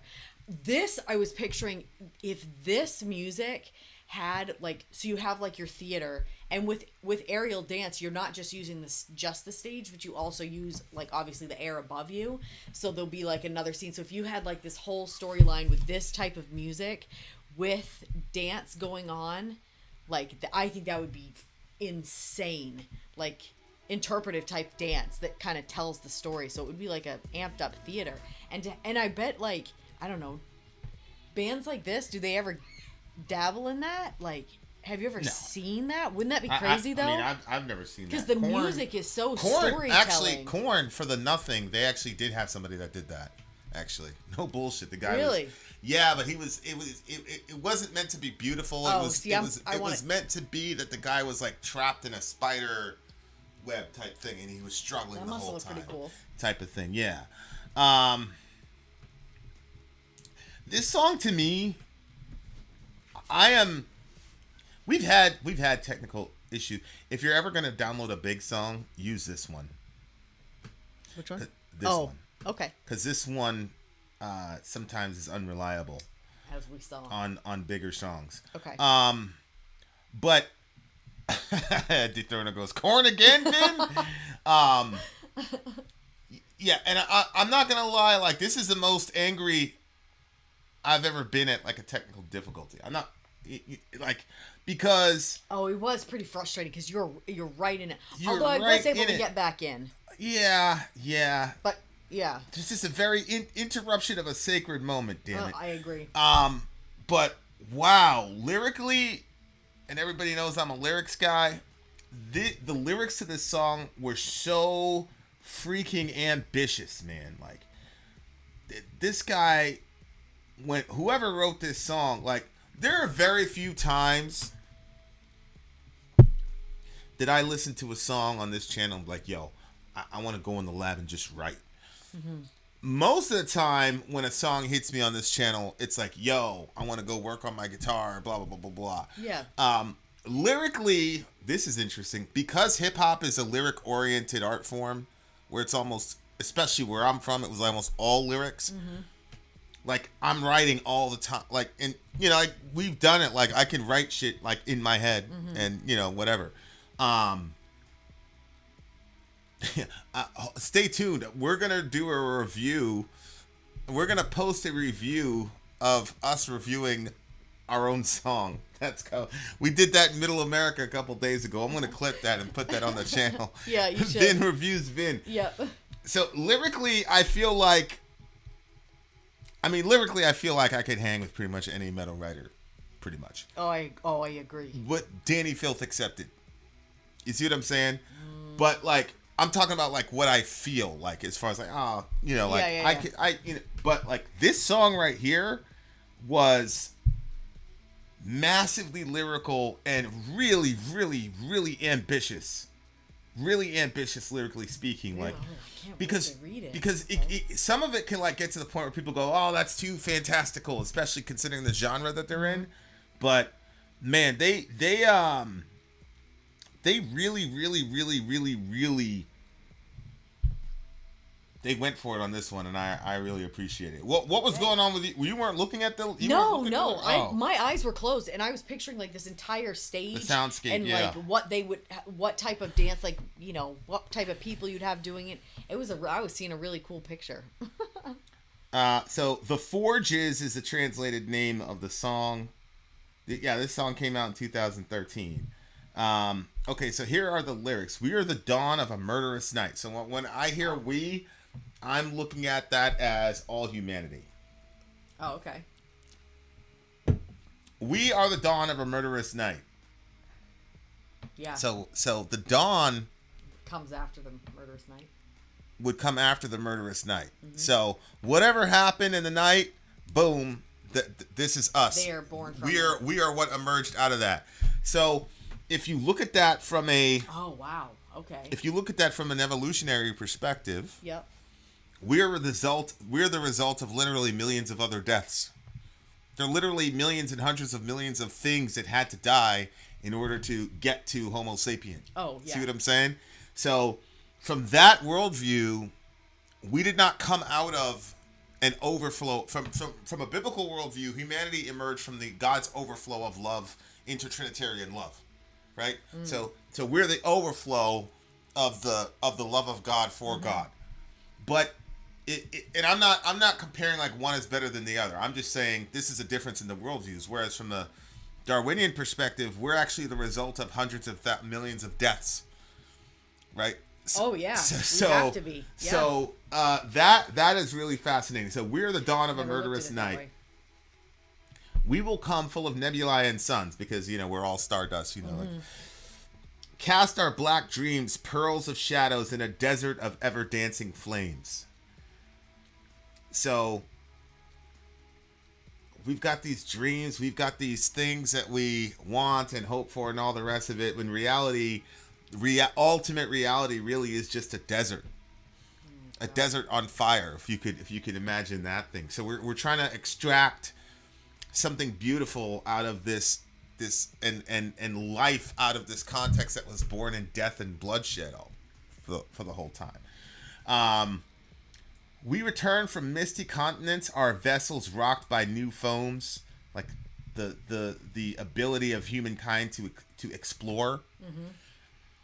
Bring back all their secret treasures, their pains, melancholy steals, deleterious mercury. Just brilliant writing. So it's like, on the one hand, again, from a biblical worldview, the reason we have the impulse to explore and see new things is because God told us, be fruitful, multiply, fill the earth, and subdue it. It's called the Dominion Mandate. So part of exercising dominion is that itch, that restlessness that all humans have to, well, what's over there? What's over there? What's over there? Because we're supposed to take dominion over the earth. But on the other side, here we go. We do all this exploration. We bring back all these secret treasures, but we also bring with it pain, melancholy. Just brilliant writing. Yeah. We turned over the ruins, our memories carried with anger and other wild wings through lands veiled in ashes, blown between the cracks of our wrecks. Whoa. Our endless journey strewn with torches of poor hopes. I mean, this guy can write his ass off, man. Wow. Blown between the cracks of our wrecks, our endless journey strewn with torches of poor hopes. Like that, the endless journey, like, when somebody goes on a journey or a quest, it's like, well, what are you seeking? Right. And Jesus would ask these like very pointed questions. What did you go out to see? But Yes, as a Christian, you've read these things all your life, so you don't see the significance Nope. of it. But like everybody's looking for something. And so you got these people and ships and like, okay, you've got this impulse to learn, explore, see new things, but ultimately, why do you want to see that new thing? What's the point? What are you looking for? And that's a really fascinating question. What are you looking for? You wake up every day, you go to work, whatever. People say, well, I'm working to survive. It's like, okay, I agree. But let's say you had all the money in the world and you didn't have to work to survive. Then what would you be doing? Right. And that's a fascinating question. And we kind of have to deal with that to a degree.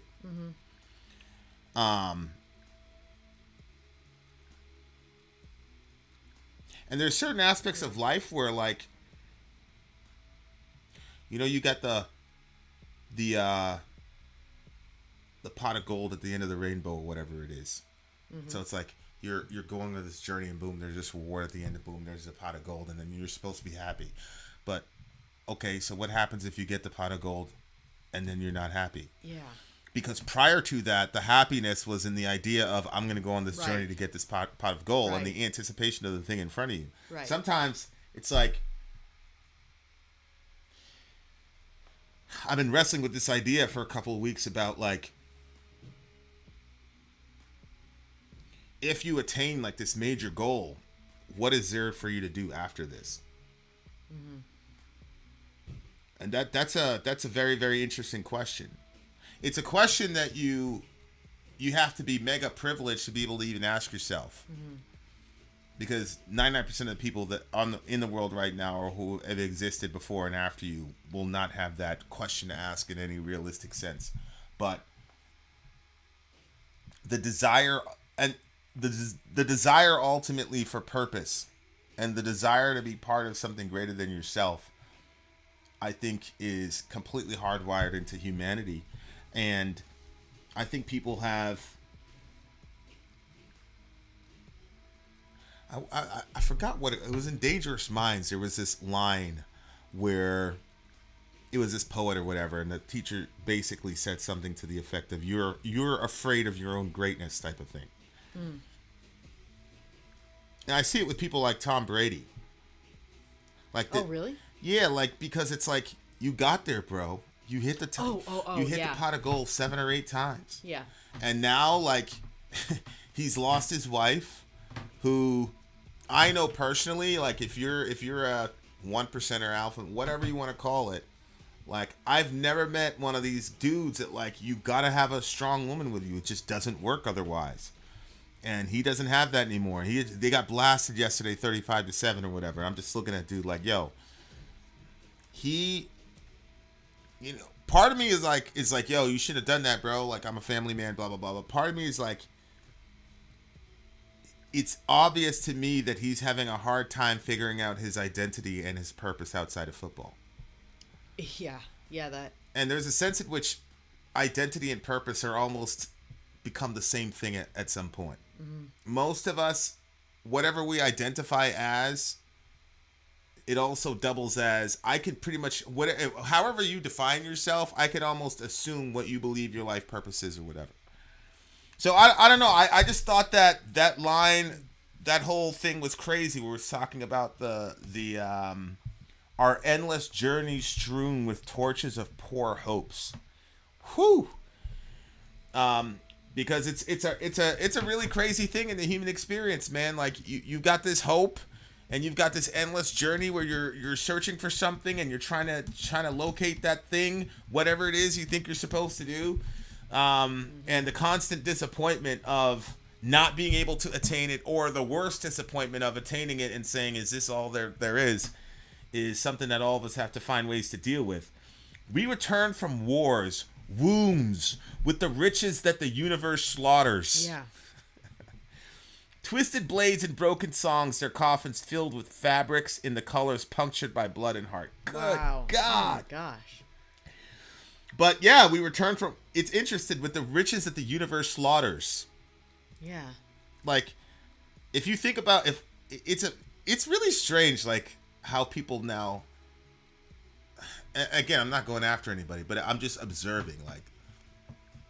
we went through the whole internet atheism thing with the flying spaghetti monster about, 10, 15 years ago. People thought they were cool. And so they're like, we're modern people. We don't care about this. We're rational, blah, blah, blah. We're hyper rational, blah, blah, blah. Never mind the fact that we can't really establish a philosophy of rationalism in a completely randomized universe. Let's not worry about that philosophical problem. We're just rational, and everybody who believes in God is dumb. And, like, we went through that a little bit, and then now, like, you'll see people like Sam Harris, things like that, use terms like spirituality, talk about meditation. And then on top of that, now in the general secular sense, people talk about the universe this, the universe that. Yep. The universe is... Like, they talk about the universe as if the universe, like, is deciding things. Yeah. And it's like, do you really think that just replacing the term God for universe is going to get you off the hook? Like, right.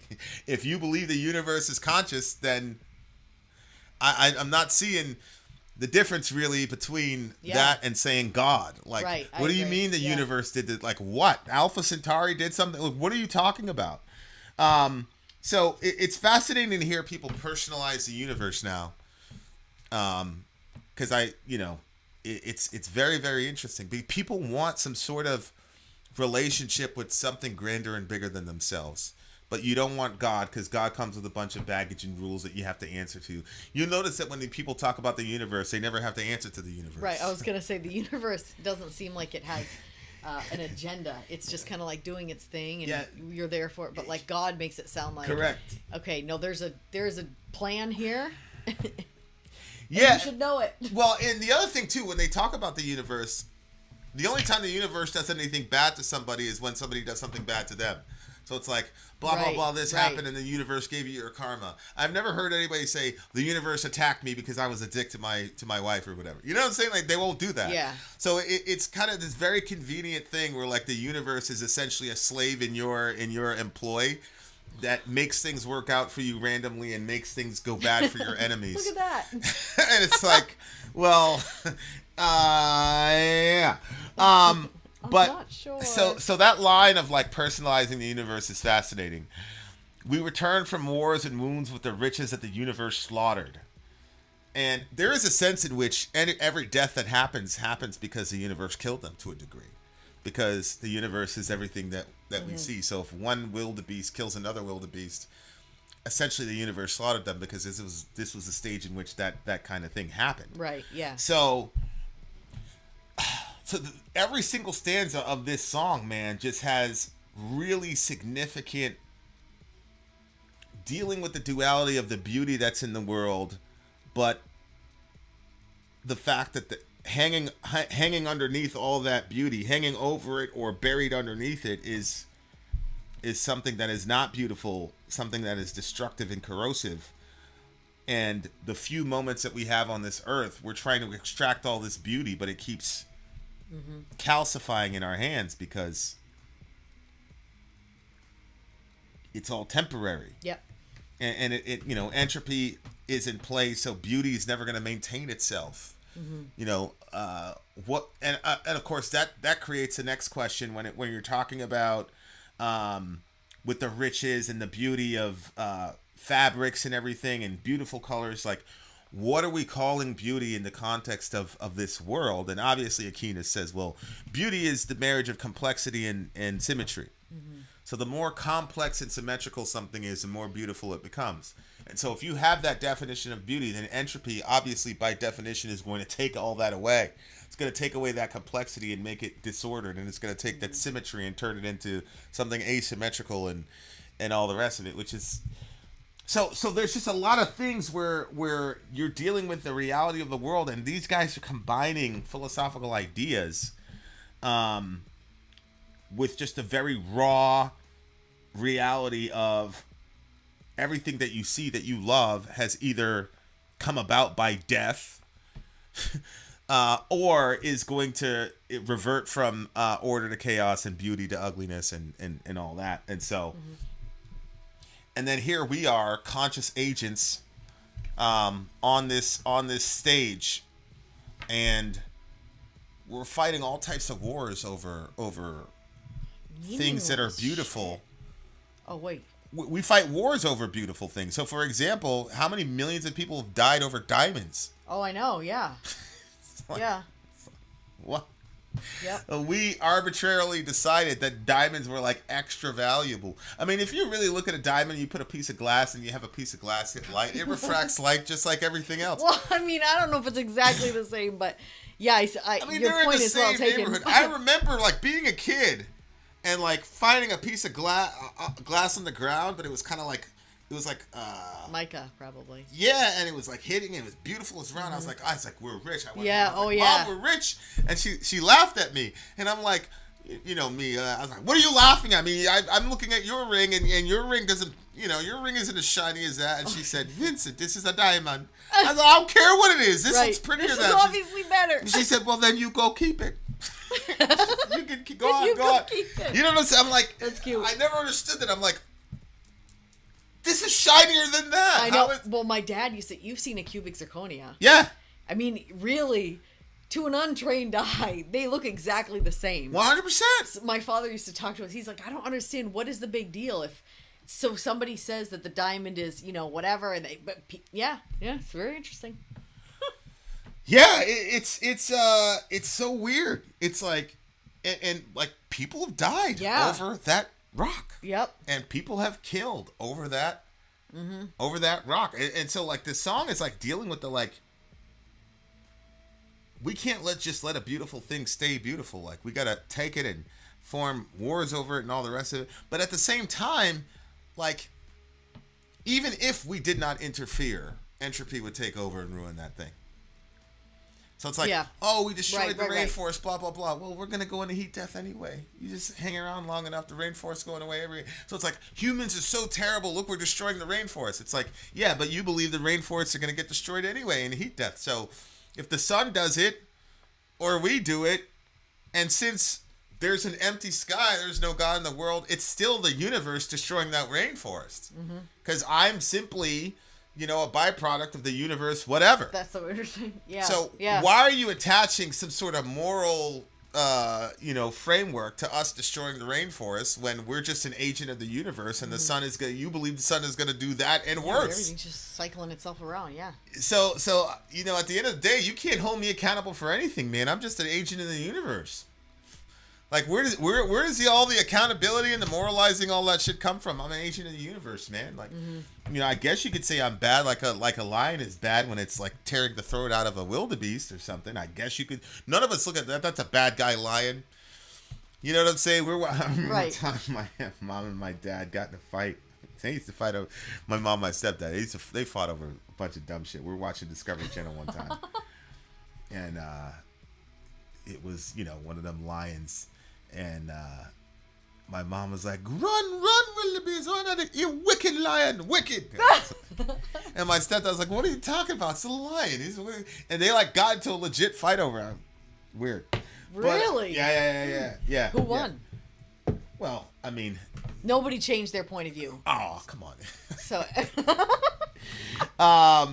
Yeah, so but I'm looking at the lyrics in the song and I'm like, yo, there's a certain amount of beauty in a lion. Like when they do that slow motion capture of the lion running and you see all the sinews and the muscles and just like the focus and the determination of the lion, and then you see this beautiful wildebeest and it's like it's got its own kind of beauty, but like you're looking at the lion, you're like, look at the grace, and they slow it down, they play the piano music, it's like, look at the grace and the focus and the speed. I'm like, yeah, that's amazing.